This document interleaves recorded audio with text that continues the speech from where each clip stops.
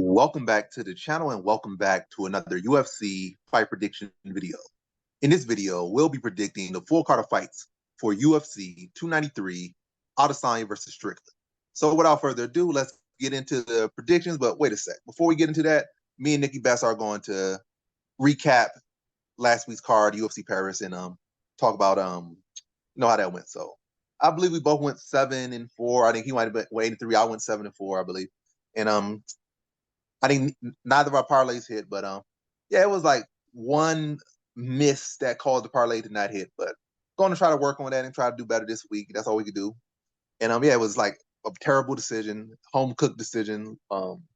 Nora Cannoli got away with one over what's her name? Jocelyn Edwards. Yeah, but it is what it is.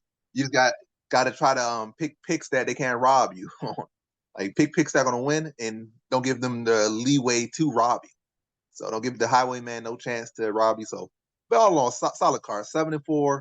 Even despite some bad decisions, well, one bad decision. I think it was only one bad decision on the card, and that was the one, the Jocelyn Edwards versus Nora Cannoli fighting got a decision. Could have been some questionable ones, but only really one bad decision on that card. But yeah, it is what it is. And NickyBets, how'd you do on the card? Like, how'd your stuff do? yeah, I did 8-3. The parlay. So I when I did my parlay last week, it wouldn't let me do multiple bets on one thing, so I had to do them individually. So 2 out of the 3 hit of my individual parlays. But I think it was a good card. I think the predictable people won that we were, kind of leaning towards, like the Cyril Gahn, the Fareed Basharat. I think I just saw Basharat as being a little bit slower to start. When he fought his last fight, he was very methodical, and it seemed like he just rushed into this one to get it done, and he got it done. It was pretty spectacular. So I give the guy that. I wasn't mad at it. But what do you think's next for Benoit Saint Denis? Benoit Saint Denis, I think with this win right here over Thiago Moises, I definitely think this is going to fast track him a bit because Thiago Moises has been in there with the Makdessi, the Bobby Greens and whatnot. He has picked up some good wins. So even though he might not be at his best right now, he's still a young fighter in his prime, probably not even peaked yet. And for Benoit Saint Denis to go out there and dominate him and finish him the way he did, I think that's going to thrust him further up. I think a Jalen Turner could be a good matchup for him. I think a Dan Hooker could be a good matchup for him, to give him that, higher ranked spot or a chance at higher ranked spot. So I think that's what's next for him, like a Dan Hooker, maybe a loser of, well, that's probably too big a jump. But so definitely I think in that Dan Hooker, Jalen Turner range, and maybe even Beneil Dariush coming off a loss, that could be a good match for him. Yeah, I agree. What do you think? I agree 100%. I think he came out there and he shined. He's a really good fighter. I knew that he was good, but I didn't know he was great, and he proved he was great last week. So I'm extremely proud of the guy. He came out there and dominated, which I saw him doing, and it gives me a higher confidence in his next fight. I think the skill level he needs to slowly equate to better fighters so that he has the opportunity to grow. But I definitely think a Dan Hooker, Jalen Turner is beautiful. What do you think's next for Manon Fiorot? Manon Fiorot, I think what's next for her is like either the loser of the next title fight or get the next title shot. I mean, who else is really waiting there? I think Aaron Blanchfield is waiting there, so maybe an Aaron Blanchfield title eliminator. I don't feel like Aaron Blanchfield needs to take the fight. She doesn't have to, but they've been talking. And I know Aaron Blanchfield, she's young, she's a gamer. And I think a lot of these younger fighters, she's not even 26, she's very young. So they're more willing to take those fights versus like a person who's in their 30s, 31, 32. Like, I waited all this time to get to this point, and I'm not going to risk losing that versus Aaron Blanchfield. I feel like Aaron Blanchfield will be willing to take that matchup just to keep busy because she's going to at least have to wait like 6 months, 7 months to get a title shot because the current title shot hasn't even happened yet. So, like, current title matchup. So she might take that matchup. So if she does take that matchup, that's the next matchup for her. If not, it's really not much out there waiting for Manon Fiorot in this division. Like, who else is there to fight? Right. So, yeah, I think our Aaron Blanchfield or, wait for maybe the loser of this current title matchup to fight to get that next title eliminator fight. And who do you think she should fight? I agree. I think that's a beautiful perspective on it. I think that she's earned her shot. I think if she's going to fight anybody, it would be Erin Blanchfield for the title eliminator, and then she would just be a contender if she won. If she lost, I think she would just have to, go through one or two people to get back in that contention. But I think that would be a good fight. I think Manon, showed how sharp she was, and I'm just honestly impressed at how she handled Rose, because I thought a lot of people thought Rose was going to win, because Rose comes out there and head kicks you in the first 10 seconds and there's nothing you can do. But she, outworked her. She got that big cut in the side of her head, which I thought was going to be a problem because she was bleeding, but she did great. So I'm really happy for her. What do you think's next for Cyril Gahn? Because Tom and Aspinall Cyril called him Gahn? out. Yeah. Yeah. I feel he feels like he should get an instant title shot, even though he's not no former champ. Well, he's a former interim champ, but not a former undisputed champion. He lost dominantly to John Jones, definitively to John Jones. So I don't feel like beating Spivak, who had not really proven himself to be this elite fighter. Spivak had got a good stretch going for him, but he hadn't proven himself to be like a Jelton Almeida, or Aspinall, or Pavlovich or nothing. So it's not like beating him going to get you that title shot. So I feel he needs one more fight. He might try to sit around and get it, but he's not going to get it. I think the best thing he could probably hope to sit around and hope that John Jones wins and retires, or Stipe wins and retires, and the belt gets vacated, and then him and Aspinall or him and Pavlovich fight for a vacated title. But I think he's going to end up having to fight one more fighter to get to that title eliminator. Well, he's going to have a title eliminator fight to get that title shot, and it's going to come either against Aspinall or Pavlovich or even Jelton Almeida. So I really think Aspinall is the best fight for him next. And I think Pavlovich already did what he needed to do to get that spot, and Pavlovich's not going to give it up. He's already sitting around waiting for that belt shot. So I think Aspinall versus Gahn is only the right matchup next to get that next title eliminator and keep them both busy while they wait for the things to transpire. How you feel?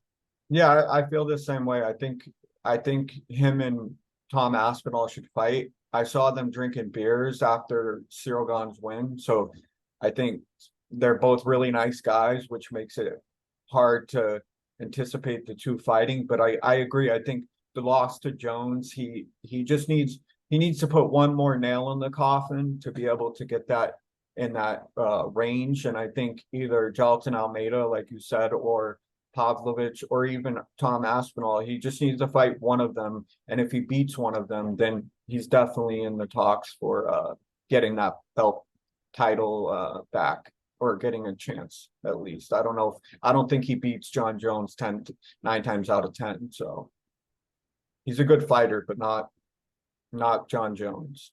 But yeah, that's more over the thoughts. Yeah. I don't think Donald's gonna fight him again. He already beat him definitively. He's like, you can't get better than that.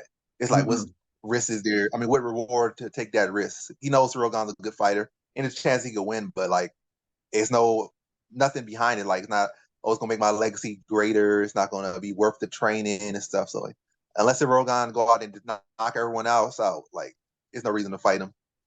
But yeah, now we get into the prediction side of things, the main point. So let's get into it. So in our first fight, we have in the welterweight division, we got Kevin Jousset versus Kiefer Crosbie in the welterweight division. How I feel about this one right here is I'm going low confidence.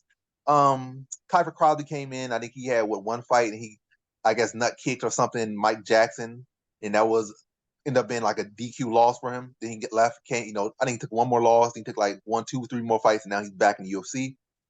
Not particularly high on him. I'm leaning Kevin Jousset, low confidence to beat him. But against dealing with two guys who you don't really have a whole lot of tape, at least not high level tape on. But yeah, I'm going Kevin Jousset. I feel like he will mix it up more. I feel like his endurance is better. I feel like his patience is better. I feel like Kiefer Crosbie could come out steaming hot early, will fade heavy. I feel like Kevin Jousset will just be able to wear him down, probably take him down, drop some ground and pound him over the course of the fight, wear him down, get like a late second round TKO. So in this one, I have Kevin Jousset via second round TKO. Now over to NickyBets.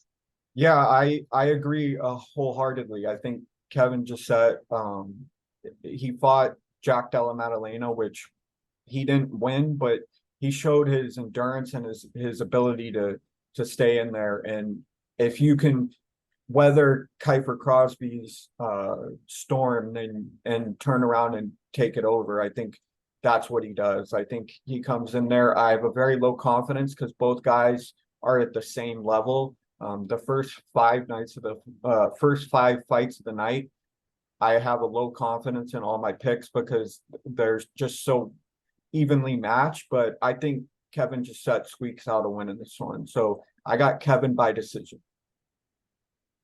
All right. I like it. Now to our next one, we have in the featherweight division, we got Shane Young versus Gabriel Miranda.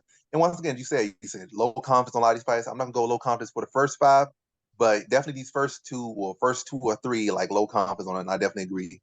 Now they want to dealing with trustworthy fighters. You got Shane Young versus Gabriel Miranda in the featherweight division. Going low confidence, Shane Young. I just think the stylistic matchup favors him. At least based off what we've seen. Miranda, I feel like there's a whole lot of, just digging for straws and I guess just hoping Shane Young chokes again. That's what you're kind of dealing with. Because Gabriel Miranda, his last fight, he fought Benoit Saint-Denis on short notice, but you could say, oh, he fought this guy and that guy, like that was such an issue for him. But he didn't show any promise in that fight. You fought him, you signed up for it, cool on you, but it's not like you went out there and got to take that. Well, I think he did get one takedown on him, I believe. So that's one good thing. And then it but got did nothing with reversed. it. Yeah. He got dropped like once in the first round. He got dropped twice in the second round. He just got picked apart. He didn't really do nothing at all in the fight. So it's really nothing really to lean on for him. I guess you could try to reach for that takedown and use that to say he's going to take Shane Young down and submit him. But Shane Young, when I really look at his resume, I think the only person who really took him down and dominated him in that aspect was Alexander Volkanovski, his training partner. Now, I think that was way back when. Also, you look at that, they both kind of came in at the same time. But Volkanovski has accomplished so much more. And also, Shane Young's still only 30. So, there's a lot of different things to look at. But yeah, I'm going Shane Young here. I just feel Gabriel Miranda didn't really show me much in the striking department. I think Shane Young is the better striker for sure. Gabriel Miranda probably had the grappling superiority, and I would give him that.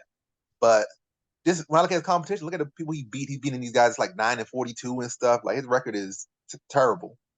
So it's nothing really for me to get behind. But ultimately, probably just a spot I'm just not even going to pick in. And I think Shane Young beats him in an ugly decision. Probably going to be some takedowns, probably be some control on the ground. But Shane Young been in his backyard and whatnot, they're going to favor him on the decision a little bit. And he's going to do just enough. He's probably going to win the fight, right out. But if it does come a close fight that goes to a decision, I think they're going to edge it for Shane Young. So in this one, I have Shane Young via decision. Not over to NickyBets. Yeah, I agree. The way Gabriel performed against Benoit made me doubt him because his striking just wasn't there. He uses it to set up his jiu-jitsu and his wrestling a little bit, but he got reversed multiple times. So if you just come in there with a strong mindset, like I think Shane Young has, I think Shane Young is a better overall kickboxer and just an overall better fighter. I think if they were laying on the ground, at a jiu-jitsu tournament, then Gabriel Miranda definitely has the edge. But considering this is a full combat, I see Shane Young picking him apart and just Gabriel not really showing anything that is impressive. So in this one, I got Shane Young by decision. All right. Now to our next one, we have in the welterweight division, we got Blood Diamond versus Charlie Radtke. And how for this one right here is I'm going to go low confidence Blood Diamond to beat Charlie Radtke. So right now, Blood Diamond, I think last I checked, he was like plus 235, might be rising, might be lowering, but I think he's going to close as a dog, stay the dog. So that's the line to watch. And when you really look at this matchup, why is Charlie Radtke being in the UFC? Did he do something to deserve to be in the UFC? Not necessarily. It's like he has the skills kind of to be in the UFC to, I guess, get a shot, a chance. But as he got a shot, does he really have a chance that like the UFC was really having their eye on this guy and looking at his skill set and saying, this guy needs to be in the UFC? No. I think he's been brought in to give Blood Diamond a chance to win. I think Blood Diamond, I look at his last fight against Cozy, he defended a lot of his takedowns. I think even with getting taken down, he was never really in no bad positions on the ground too much.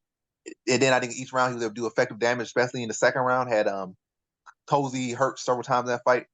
And I think Cozy's a better overall fighter than Charlie Radtke. I think grappling probably just as good, if not a little bit better. Striking definitely much better than Charlie Radtke, and he's tougher than Charlie Radtke. Maybe not as good of endurance, but yeah, I think Blood Diamond's gonna come in here in his backyard. He's gonna have a lot of confidence. He's gonna be riding with his team, a lot of motivation, and he's getting a guy that's like kind of been brought in for him. It's not a tailor-made fight by no means, but I definitely think they're trying to give him a win. And I think he'll take full advantage of that, be a defender takedown. Also, I don't like the durability of Charlie Radtke. I don't like what his cardio might be decent, but as far as when he's taking damage, he doesn't take it the best. And I feel like that's what Blood Diamond's gonna do: defend the takedowns, pressure him, tee off on him, and get him out of there. Probably gonna like sneak a couple elbows in there, then end it off with like a high kick, catch him, drop him, follow up with some ground and pound. And I think he gets him out of there like middle of the second round. So in this one, I have Blood Diamond via second round TKO. Not over to NickyBets. Yeah, I agree. The Charlie Radtke is just not a very, well resumed fighter. He doesn't have a lot of good fights. He's not really that impressive. I think Blood Diamond, like you said, they're trying to bring someone in that they think that Blood Diamond could beat. Right now, Blood Diamond's 0-2 in the UFC, so they need to make their money back somehow. So I think if he works on his Brazilian Jiu-Jitsu, his wrestling, then he has serious potential to do great things. But I think right now he needs to handle the basics, which is his Brazilian Jiu-Jitsu and his wrestling. And if he improves, I think that, he can start moving up in competition. But I have a low confidence in Blood Diamond in this one to get it. I think fight doesn't go to decision is definitely the call for this play. So in this one, I got Blood Diamond by decision. All right. Now to our next one. We have in the lightweight division, we got Haqparast versus Landon Quinones. So lightweight division, how I feel about this one right here is I'm going to average confidence. Haqparast to beat what's his name? Landon Quinones. So when I look at this one, Haqparast, when I look at his losses, like to what he lost to Bobby Green, he lost to Drew Dober. I think those two stand out. I think he might have one more loss, but definitely those two stand out. Yeah, when I look at those losses, he lost to strikers, like guys with clean striking, guys that have, been around the UFC and like not just anybody. And you go look at his last fight, he struggled a little bit with John Makdessi, but yet again, another striker. Then when I look at Landon Quinones, he's kind of like more of a wrestler type fighter, like a wrestler with like an overhand, wrestle with a little bit of power in his hands. And I think those are typically the people that Haqparast does extremely well with because he has the wrestling defense and stuff to take down. And then he's a more technical striker than them. And I think that's the fight going to be. I could say that Haqparast will get it done in the distance, which he probably will. But when I look at the track record, I think he only has one fight that didn't go to the decision, or one fight that he won in the UFC that didn't go to the decision. So I'm going to lean to a decision here. But I think Haqparast is going to have a pretty good fight here. And I think he's just going to really be in control of this fight. I'm not going to say he's going to go out and just pick him apart from start to finish. But I do think he is firmly in control of this fight from start to finish. I think Quinones might have little moments here, but I think Haqparast is the overall better fighter. And also having that UFC experience won't hurt either. Like UFC experience with UFC wins, going with Quinones, who got dominated on Ultimate Fighter and is getting a lucky break here to be in the UFC. So in this one, I got Haqparast via decision. Now over to NickyBets. Yeah, I agree. Nasrat's a great kickboxer. He's slow and methodical, but he has really sharp punches, and then he throws punches in bunches that they always tend to land. So I respect his ability. I think he's overall the better fighter. I think they're pretty well matched. I think Nasrat has a lot of potential, but I think he's a great fighter as well. I don't think he's as good as Nasrat. I don't think that he beats Nasrat, but I think that if he did beat Nasrat, the dude's going places. If he might have had one bad fight, and that's the one I saw, and that. But I don't see it like that. I see Nasrat dominating throughout the whole fight and not really missing the punch at all. So in this one, I got low confidence Nasrat by decision. Was it? All right. Now to our next one, we have in the lightweight division, we got Jamie Mullarkey versus John Makdessi. And how I feel this one right here, I'm going average confidence Jamie Mullarkey to beat John Makdessi. Is that an average confidence with me saying I'm going to put money on Jamie Mullarkey? It's not, but yeah. I'm also one of the people that's like an advocate for John Makdessi. He'll never get his full, all of his flowers. Probably like 5 years down the line, somebody's gonna make a highlight reel and he's gonna be on there a couple times. Like, oh, this guy's good. And go back and watch the fight. Like, oh, this guy was pretty good, especially in the striking department. He's one of the more technical strikers, in lightweight history. And they're gonna give him his props, but like right now they're going to just treat him like a scrub to the extent. But yeah, do solid. But I would say I could go on not Jack Delaman. I'm going Jamie Mullarkey, average confidence. It's because age is undefeated. He's 38 years old. John Makdessi is. He's 38 years old. We also can't forget that Mullarkey does mix it up at times. He's not just a guy that's just gonna go out there and strike. he's a bit chinny. He has been caught, and definitely that's a possibility for Makdessi. But I also feel like Jamie Mullarkey, having the experience he has, and going with Makdessi, who hasn't really shown the best takedown defense or best grappling defense. Really, when you look at his career, he has got the benefit of being able to fight a lot of strikers. He didn't really fight too many grapplers, and when he did, he didn't have the best success. And I feel like Mullarkey would look to mix it up and grind out a decision over John Makdessi. I think it's gonna be a close fight, but I think Mullarkey, being the more well-rounded fighter and the younger fighter, will allow him to win. And I think he wins pretty clear, competitive but clear win for Jamie Mullarkey. So in this one, I have Jamie Mullarkey via decision. Now over to NickyBets. Yeah, I agree. I think John Makdessi isn't. He just fought Nasrat, who's fighting before him last year. He proved he belongs in the UFC, but I think he needs to be more active in and out of the ring. I think he needs to fight more. He needs to prove himself more, and he needs to be more aggressive. I think that Jamie Mullarkey is just a better opponent. I mean, a better fighter than John. I think that Jamie Mullarkey has more skill, has more grit, and he'll just outpoint John. But I have a low confidence in this one as well. I think it's very evenly matched because they're both kind of the same strikers, but I think John Makdessi's kind of one-dimensional, whereas Jamie Mullarkey can pull stuff out of his bag that he needs, like maybe some takedowns or, mix up the punches and bunches. So I got Jamie Mullarkey in this one, low confidence, and I think he gets it done by decision. All right, good one. Now to our next one, we have in the featherweight division, we got Jack Jenkins versus Kape Mariscal, and how I feel about this one right here is I'm going average confidence average confidence Jack Jenkins to beat Kape Mariscal. And one funny thing about this fight, people are actually trying to use Trevor Peek as a reference point, but like, what does like Trevor Peek even have to do correlating this one? Like, oh, he came in on short notice, he was a dog, and he beat Trevor Peek, who was a lightweight.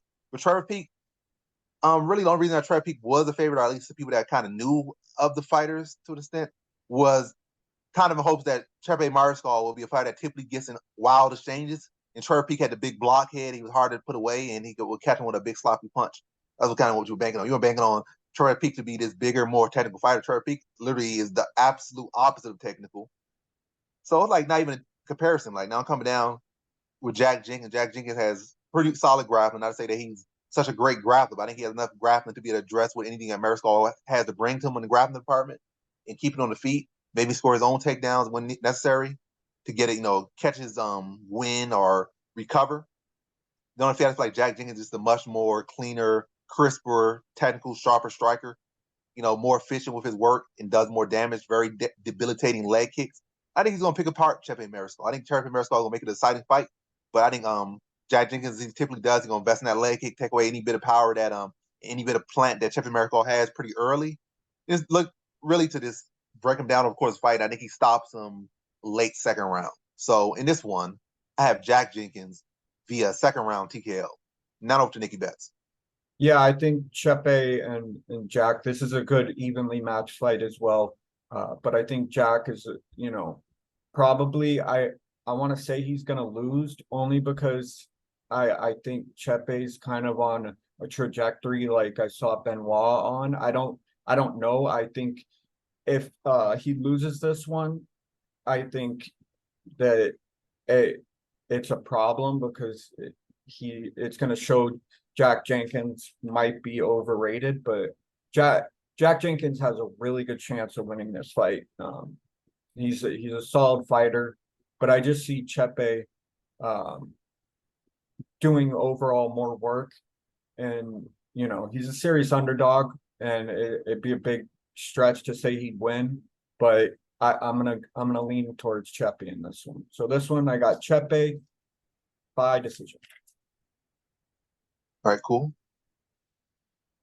And now to our next fight, we have in the light heavyweight division, we got Carlos Ulberg versus Jung. And how I feel this one right here is I'm gonna go average confidence. It could be high confidence with Carlos Ulberg here, but he can be a bit chinny. That's always concerning. But yeah, confidence might actually be a little bit high average, I guess. But I don't do that. So just broadly speaking, average Carlos Ulberg to beat Jung. I just feel like Carlos Ulberg is clearly the better striker. He's faster, he's long, he's lanky. They're both long, and Jung a little bit more filled out. But along with that length on Carlos Ulberg, he has speed, he has technique, multiple time kickboxing champion. I don't know about world champion, but he definitely won a lot of different, like, respectable championships, a lot of little respectable tournaments. So he has the pedigree there to back the skills that he has, or the accolades, or the speculations. Everything can be too quick for Jung, too sharp for Jung. Catch Jung reaching with some check hooks, just have him wobbled, and again, just be too fast, too quick. Jung is typically like a slow trigger type fighter. Typically, it might be a case where he had fights where he started fast and got some finishes, but for the most part, he's the guy that kind of really drags the fight out. He walks you down like a slow lurch, looking for the big shot, looking to pose the size on you, but doesn't really cut the cage off well, doesn't push a good pace, doesn't fight with a whole lot of, I guess, urgency. And I feel like that's going to end up being bad for him. He's going to just get in, like, sniped with leg kicks, just like Adesanya and Volkov do. Just stand out there kicking his legs out as he try to slowly march him down. When he try to commit, when he hit with check hooks, get kicked to the body, probably some stepping knees to the body. It's really just be too short. I mean, not too short, too slow, and not urgent enough, and just lacking the skill to really materialize anything. I think eventually he just gets chewed up, gets countered, gets put out second round by Carlos Ulberg. So in this one, I have Carlos Ulberg via second round TKO. Now over to NickyBets. Yeah, I don't think that Jung poses a problem for Carlos Ulberg. I think he doesn't have the skill to do what Kennedy and Zechiku did, which was outlast the punches of Carlos Ulberg and then take his chin. I think Carlos gets this done pretty easily. I think it should be an easy fight for him, and I think that they set it up so that Carlos, because he has some some real serious people behind him with Izzy and the UFC, probably invested in his career and wanting to see him win. And I just don't see Jung posing a problem for Carlos. So in this one, I got medium confidence Carlos Ulberg by TKO. TKO. Which round? I'll say 3. 3? Round 3. All right. Yeah. Now to our next one, we have in our first fight on the main card in the light heavyweight division. We got Tyson Pedro versus Anton Turkalj, or Turkalj, or whatever. And how I feel this one right here is I'm going average confidence Anton Turkalj to beat Tyson Pedro. I feel like we look at the history. History is very important in predicting, and like that's how you go from like kind of be hard to predict, like, newbies and people with no records versus people that have established records, especially over years and years. And with Tyson Pedro, his resume in the UFC has shown that he has not won a single fight beyond the first round. And Turkalj, at the very least, he's durable, he's annoying, he's not that fighter that's going to wow you with his striking, wow you with his grappling, wow you with any skills, IQ, or anything like that. But what he will be, he'll be durable, he'll push a pace, he'll be annoying, and he'll be there as long as you allow him to be. And typically, that's going to be pretty much all around with most people. Unless you're just phenomenal, you like Jefferson Almeida, you're going to be able to put him away. Other than that, you're going to have to deal with that guy for 15 minutes, and he's going to be annoying, exhausting to deal with. He has shown a sturdy chin. I think he beat Ibo Oslin, who has big power, was able to rally, take his power, rally, and submit him out in the second round. Who else did he fought? He fought Vito Petrino, who's doing well in the UFC and probably going to go on to be one of the top fighters in this division for the next year or two, and then probably being there for like 5 years at the top of the division, whether he becomes champion or not. So he's been there with some heavy hitters and has been able to door them. And I think both of those guys hit harder than Tyson Pedro. Maybe not be as well-rounded, maybe not. But what I do think, he will be able to take Tyson Pedro out of the first round, which he has, all his wins are in the first round. So take him out of his money round, wear him down. I think he grinds out a decision over Tyson Pedro. Very close fight. Might get a robbery here because it's home cooking. But I think Anton Turkalj should be able to drown him, take him out of the first round, just have him exhausted and gasp for air, output dropping significantly, and just outworking him, outgrinding him, and beat him in a decision victory. So in this one, I have Anton Turkalj via decision. Not over to NickyBets. Yeah, I say there's everything for Anton to win. Everything's in his favor to win. Not Tyson Pedro not really making it out of the first round too well, and not being able to outwork Anton. I just saw Anton and Sean Strickland.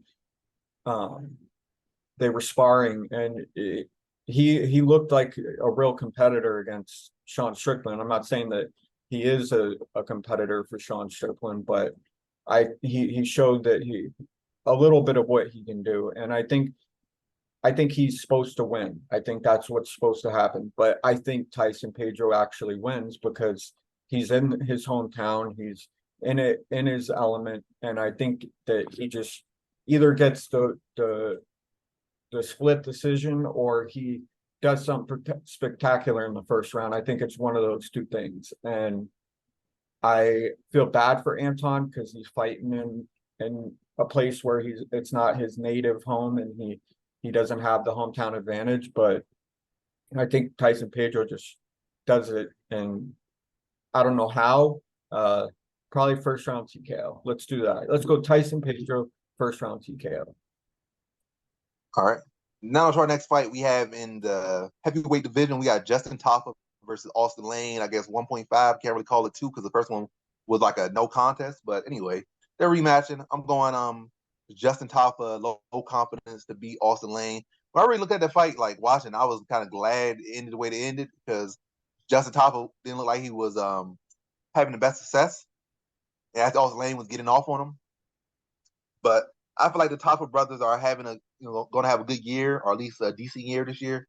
And I feel like he's going to build off his brother's win and come in here, make his adjustments. Also been around the whole team basically to, give him some pointers. This is where you were going wrong, this and that. He's a young fighter as well. I mean, he's not even 30 yet as a heavyweight. And heavyweight, like 30 is like your 20s in heavyweight. So he's not even 20 yet as far as the heavyweight go. And I think what he's going to do, they're going to make the adjustments. They could be able to find the chin of Justin Lane or Austin Lane, put him out, and I say second round. Second round TKO for Justin Top. I feel like he'll make the adjustments, be able to find him and be able to put him out second round. Probably fill out first round, get his range down in the first round. Probably still Austin Lane probably come out and win the first round just by our work rate and landing a little bit more. But then by the second round, he's gonna have his range. He's gonna be able to find him, find that chin, connect, put him out second round. So in this one, I have Justin Tafa via second round TKO. Now over to NickyBets. Yeah, I think Justin Tafa gets this done. I think he gets it done in the first round. I think he makes the adjustments like you said, and he just finds the chin of Austin Lane. I think Austin Lane is a great fighter, but I think Justin Tafa is a better fighter. I think that he has more in the gas tank, more in the punching power, and I think he touches Austin Lane's chin at some point. So I say it's an easy decision to make. I think Justin Tafa wins this. I think he wins it by first round TKO, and that's my official prediction. All right, solid. Now to the next one, we have in the flyweight division, we got Kape versus Felipe dos Santos. So you got Kape, who's a high-ranked flyweight, going in with Felipe dos Santos. And when I really get what are my confidence, I said I'm gonna go high confidence. Let's go high confidence here. Kape to beat Felipe dos Santos. And a lot of it is just for skill, ranking, and stuff. I think he's the better overall fighter, especially at this given point. Also, history favors Kape here as well. When we look at it, a lot of these exceptional talents coming in, they typically lose their first fight when they get a match with a journeyman or a gatekeeper. I'm not saying Kape is a gatekeeper. He's actually a fighter that's on the cusp of a title shot and former world champion in Risen. So he's even better than that. So they typically lose to these journeyman. They give them the rub, give them the experience, like like in the past, like a Matt Brown or something, like Stephen Wonderboy Thompson, or that's just one draw. They come in there, they fight the veteran gatekeeper journeyman type fighter, their debut, and they typically lose like a close decision. That's how it typically goes. And they rally, and later on their career would bounce up, but this will be their learning experience basically. So he's coming in at the deep end of this division. I see the talent in him, but he has not fought one to the level of Kape.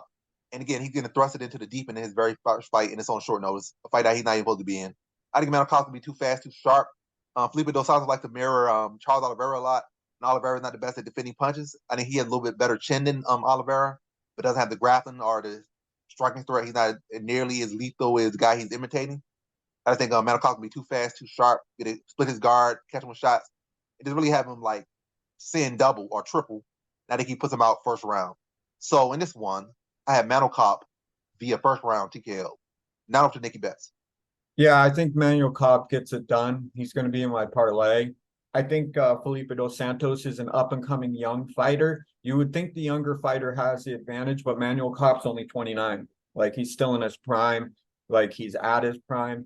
And Felipe dos Santos, I think he has the ability in the future to do great things. I just don't think for this fight he wins. How Manuel Kape wins, I don't know. I think um Felipe dos Santos can last over 1.5. I think that I'll give the kid that, but I don't think he wins. So in this one, I have Manuel Kape, very high confidence via third round TKO. All right. Now onto our co-main event, we have in the heavyweight division, we got Tuivasa versus Alexander Volkov. And how I feel about this one right here is I'm going average confidence Alexander Volkov to beat Tuivasa. I think Tuivasa is a solid enough fighter, and when now he's durable. He definitely has a very good puncher's chance in this one because Volkov doesn't really defend himself too much.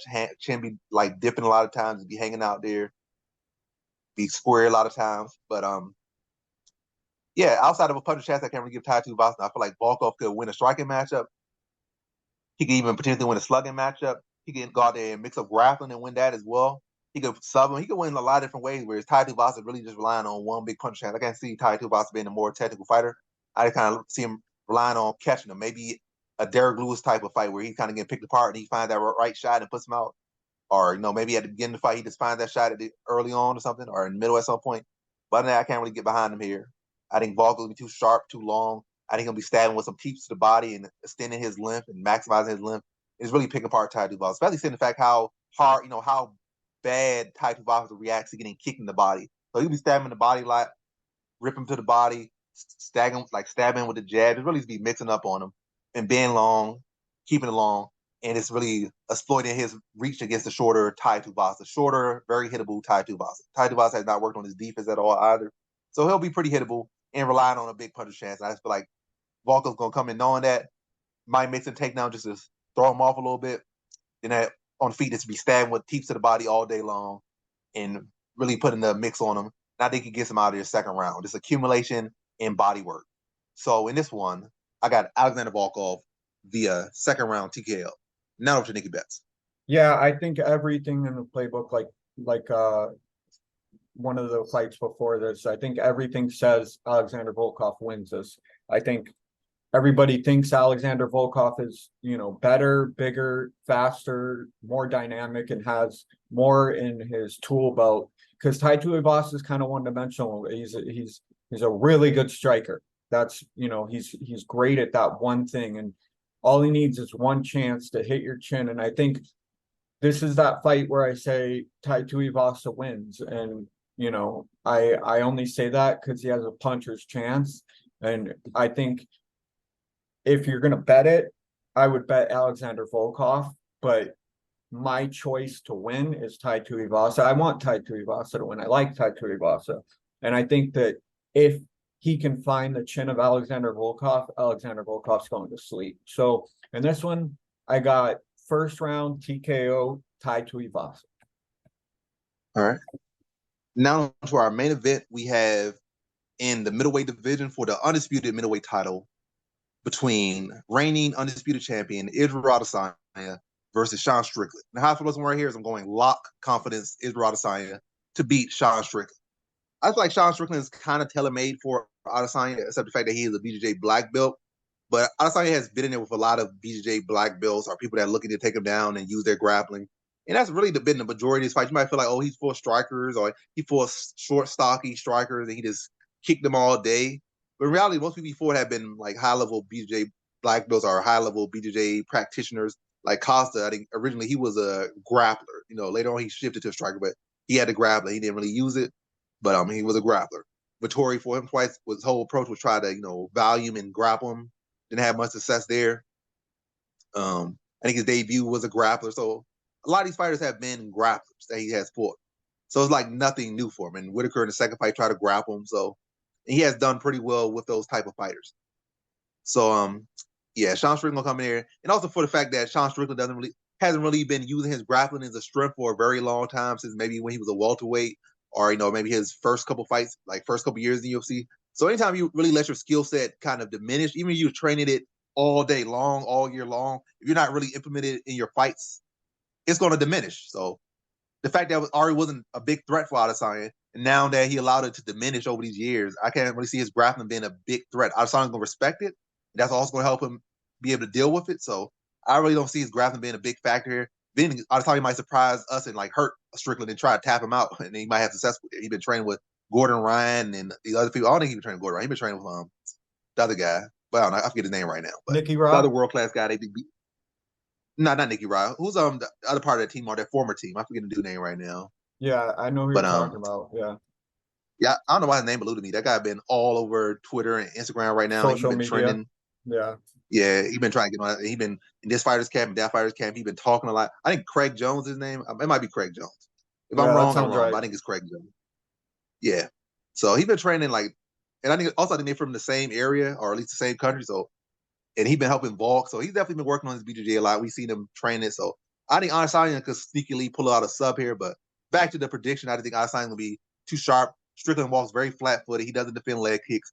Even his last fight against Abus Magomedov, he allowed Abus to just double him in strikes in the first round and just kind of relied on Abus getting tired. But Adesanya won't get tired. He'll stab him to the body with kicks. He'll like switch stances, kicking one leg, kicking another leg, like create an angle, kick a leg again. It's really just chew him up and take advantage of the fact that Sean Strickland coming with low hands and open body, open legs, and then really be able to chew him up and then start to bring those kicks up high and hurt him and bring those punches up high. And it's really just take advantage of the fact that Strickland is coming like, really one-track minded, slow, methodical, coming down and just trying to slowly wear you down. That's all he's trying to do. He's just going to be a moving punching bag that Adesanya is going to exploit and just take away his legs and chop him down like a tree. And I think Adesanya puts him away third round.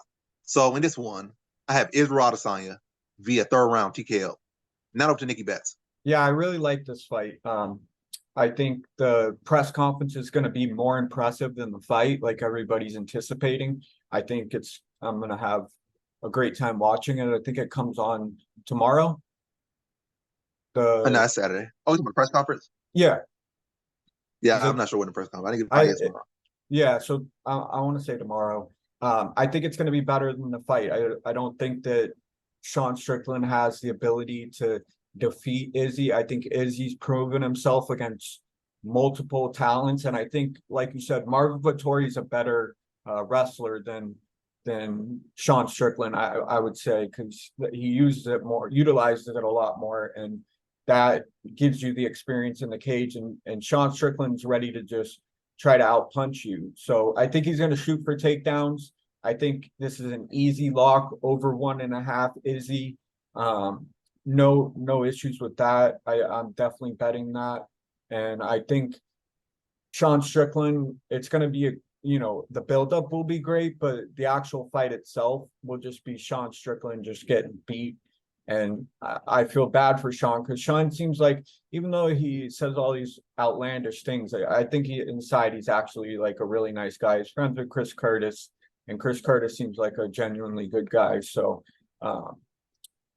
I'm excited for him to fight other people, but not Israel Adesanya. I think Izzy's just too fast, too quick, too patient, and he's gonna be able to outmatch Sean Strickland. So in this one, I got Israel Adesanya over 1.5, and I see Izzy getting it done. Third round sounds perfect. All right, that's good.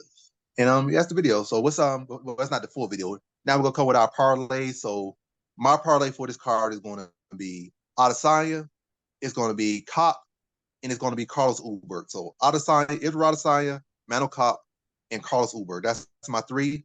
If you want to make it juicy, throw Blood Diamond there. He's definitely so maybe do a parlay with those three, then throw Blood Diamond in, or maybe turn Mano Kape off and swap him with Blood Diamond, another parlay. But the main parlay, the parlay that we focus on is Adesanya, Ulberg, and Kape. And NickyBets, what's your parlay for this card? Yeah, I hate to say it, but I have the same exact bet. So I'm going to mix it up a little bit. I got Izzy over 1.5, Ulberg not to go the distance, and Manuel Kape over 1.5. I just think that those are the locks on this card, and I don't think there's any way you can you could say otherwise. Like I don't have faith in any other fighter in this card. And even Carlos Ulberg, I'm on the fence with him being able to get it done inside the distance, but I think he wins pretty easily. So in this one, I got Izzy over 1.5, Carlos Ulberg not to go the distance, and Manuel Kape over 1.5. I like that parlay. Yep, that's the video. Thanks for watching. Like, comment, subscribe, and come back for more videos.